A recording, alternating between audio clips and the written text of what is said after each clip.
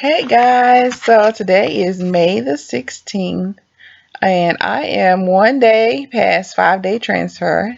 I wanted to come on and tell you how my transfer day went, while I still, remembered everything. So, we actually, I was like, on the way there, before we left, I gave myself the progesterone shot, and then, my husband got pulled over for a speeding ticket. How crazy is it? And then when we got there, they let us see our embryos, a printout that I have here, but they all just really look the same. But we transferred a 4AA and a 4BB. They both survived the thaw, so they were both ready. And what else when we got there? So the embryologist came to us. He gave us our report. I got an official printout of all the grades of my embryos. And so when we got there, my husband put on his gown. I insert some pictures, and I put on my garments and my hat and stuff. So um, yeah. Then after that, of course, we did our transfer. We went into the room. And the doctor asked me if I had any questions. And I asked him about this mock. I didn't do a mock transfer. And I said, is that okay? And he was like, yeah, I guess it's too late now at this point. But he said, yeah, it's okay. And because while we were doing the retrieval, he said he looked around and then made sure everything was okay. And then I asked him about the biopsy because I got billed separately for a biopsy, which wasn't included in my initial IVF cost, which I found strange because it wasn't detailed to me that way. But my insurance did cover most of it, and there's really only a very small amount that wasn't covered by my insurance. So I didn't make a fuss about it. But I did ask him, I said, okay, and I had to Google it. Like, I really didn't even know that this was performed. And so I Googled it and I said, so how did the biopsy turn out? And he said that it was more of an endometrium scratch, and it turned out everything looked fine. And he said they usually do that, and it usually lasts about 2 to 3 months. And I said, oh, okay. So he went in, embryologist came in, we verified the name, and we made sure everything was okay there. And he showed us another picture of our embryos. And then the embryologist, I guess, was in the room next door, and he asked the doctor if he was ready for the embryos. And the doctor said, yes, I'm ready. And so he brought him in. And so the doctor put the catheter in with the embryos, and we watched the screen on the ultrasound. There was a nurse that had an ultrasound on my belly, on my lower abdomen. I guess I didn't really know that this was gonna happen. Like I was gonna have like a abdomen ultrasound, abdominal ultrasound while they do the transfer. I guess it kind of makes sense now. Um, but yeah, so he got the catheter in there, and he was having a little trouble like getting through my cervix into my uterus. And he said, so we were all just watching the screen. Had my legs parked up a little higher than normal, So it's really like your thighs that go into these little things instead of like your feet. And so we were all watching the ultrasound, the nurse, myself, my husband. The embryologist was still in there, which I found weird in a way because I was like, why is he there? But he was assisting the doctor. I mean, he's a doctor as well, but Um, yeah, we were all just watching the screen, and it seemed to like probably about a minute or so. He just like he was moving around trying to get the catheter in, and he was having a little trouble. Then he finally got it in, and I was like, "Oh, there you go." And he was like, oh, it just had an extra little turn there. And I'm like, I guess. He's like, there it is. He's like, okay, you're going to see him drop off. And we saw them drop off into the uterus. And then he took the catheter out. And I saw something go back in in the catheter. But the nurse said it didn't. I think it was probably just like, them moving the catheter out. I just saw that. But my husband said he saw the same thing. But the doctor assured us that the embryos were, nestled together. And then so the embryologist took the catheter back to inspect it to make sure that everything was clear. And our RE, he explained to us that embryos are very small. Like 10 of them are about the size of a grain of rice. This is what he said. So, and my husband and I was like, wow, I didn't realize that they were that small. So yeah, we laid there for about 15 minutes, propped up, and I had a full bladder, as full as I felt it needed to be. So I didn't like guzzle water. I drank the water that I had. They instructed me to get 24 ounces of water. I thought I had about 24 ounces. And then when I got there, she asked my bladder was full, and I said, I think so. She gave me another little mini bottle that was 8 ounces. So I'm sure I had over 24 ounces of water. But when we got in there, it wasn't like my bladder wasn't extremely full. And it wasn't like uncomfortably full either, to where I was like, had to go really, really bad. So sitting there at 15 minutes, I was okay with sitting there for 15 minutes. And so, but yeah, my husband and I we really enjoyed the experience and just to have the opportunity to do this. And so when I got up, it was time to go. I went straight to the bathroom because I did have to go. And I felt like I needed to wipe off and everything before I got dressed. So I went to the bathroom, and then while we were walking, my husband asked me, he's like, hey, can the embryo fall out? And I was like, no, it can't, because I Googled this and they said it can't. And then I started thinking, can the embryo fall out? Oh, can I like urinate it out? And I was like, well, while I'm here, even though I've Googled it, I'm going to ask a medical professional. And so I asked another nurse that wasn't there during that time. She wasn't there the entire process. And so she didn't even know who I was. But just as I was walking out, and I don't even know if she was really a nurse, but she had on scrubs. And I said, can I urinate this embryo out, or can it come out? And she said, no, you can't. And she just kind of smiled. And I guess from that point, it just kind of comforted me like, hey, this is not going to fall out. So from there, the drive was about a 2-hour drive. So, because that was with traffic and all, and they're doing construction. But we drove back home to our city, and we came straight home. We didn't really get out and do nothing. We came straight home. Then I took a nap. I was just tired. I went to sleep. Came home and went to sleep. And when we woke up, watched some Netflix and movies. So basically, I did like a modified version of bed rest. Even though my doctor instructed me when I left, he said no intercourse for 5 days and don't lift heavy objects for 5 days. He said, I'm not restricting you to bed rest or anything like that. You can go walking, but that's about it. Like, don't do anything strenuous. And I was like, okay.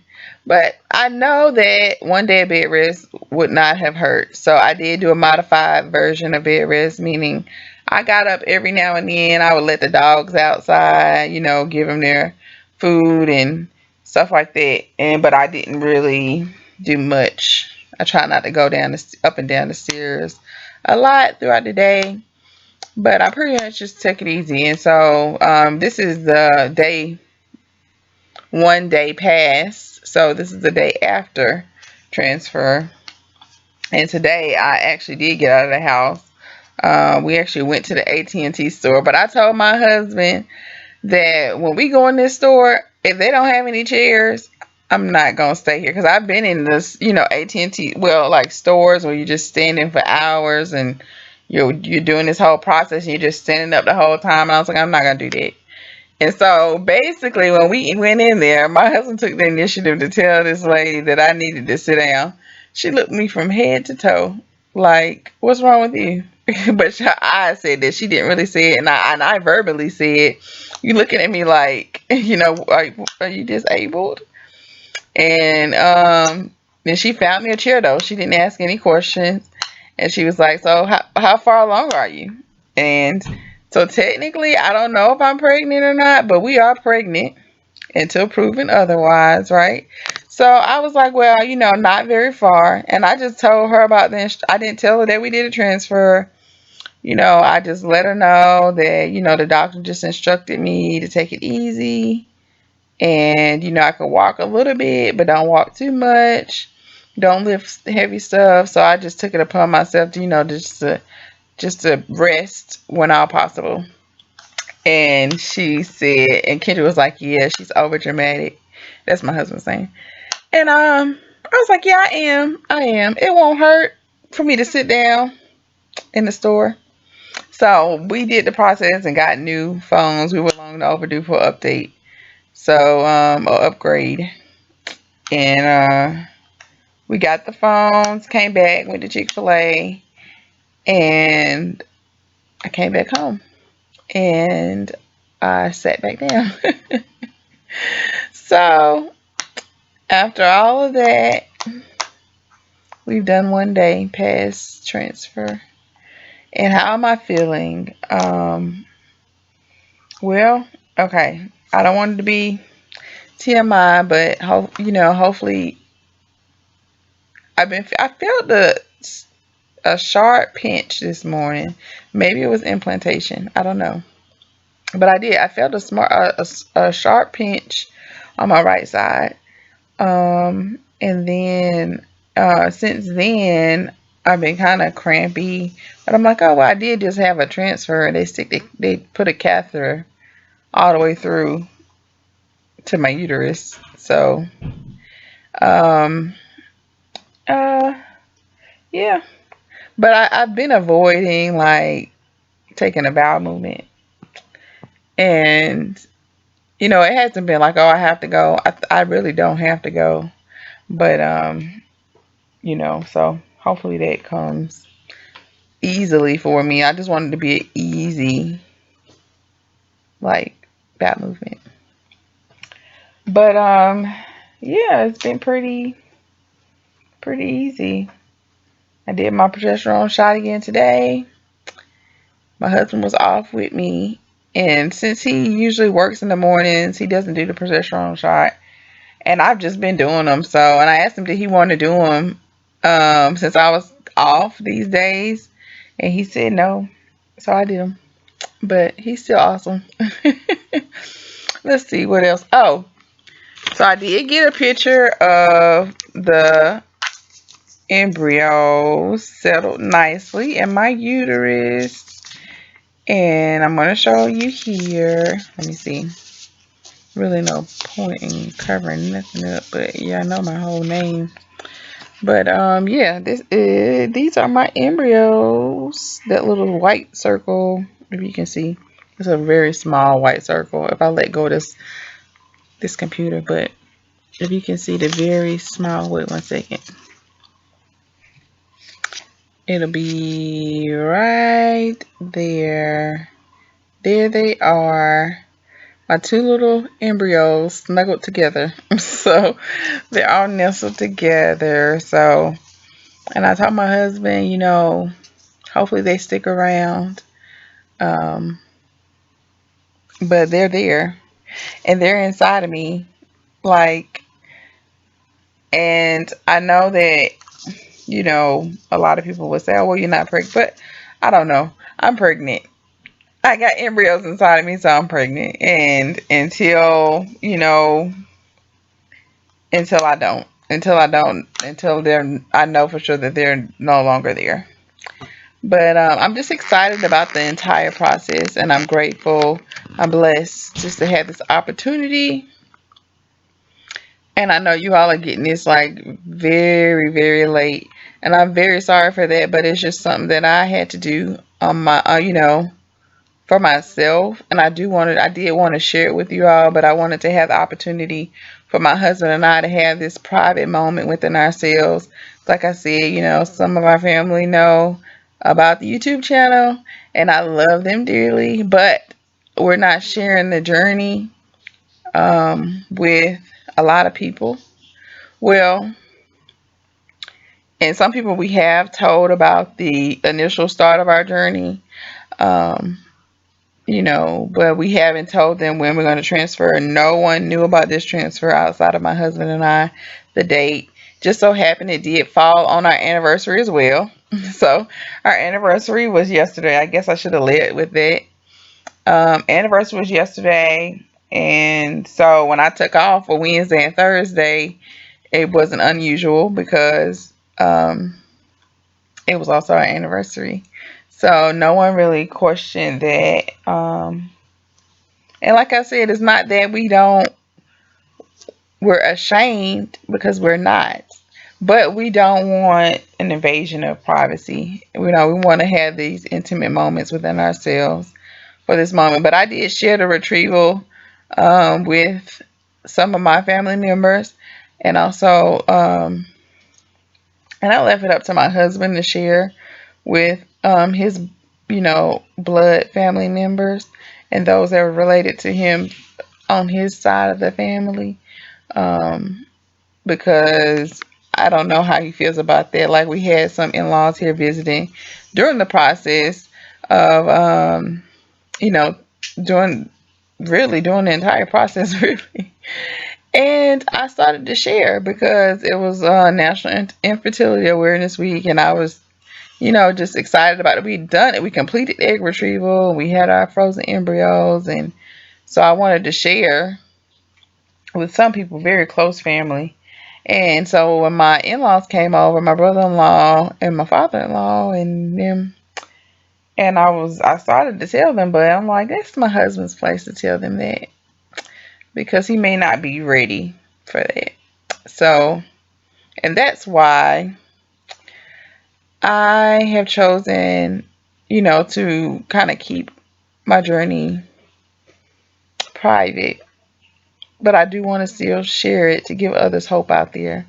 Hopefully, you're not offended that it's very, very, very delayed, but I have been documenting this journey, and follow me or not, I'm not here for the subscribers, because it doesn't matter to me, but I'm just here to just, really, it's a journal for myself, and it's a journey to, like, just give people out there hope. If they want to watch my channel, they can, and they can just know you don't even have to subscribe. You just come back and look at my channel, because it don't matter to me. But yeah, just watch and find something. So find something useful out of anything that I've done this entire journey. So even if you find that after watching my videos that maybe you shouldn't wait so long to do IVF. But thanks for watching. I'll come back. I probably won't come back until after we've done beta. Well, I might. See, I'm trying not to test before beta, which is next week. So we shall see. But I'll be back. Talk to you all later. Bye.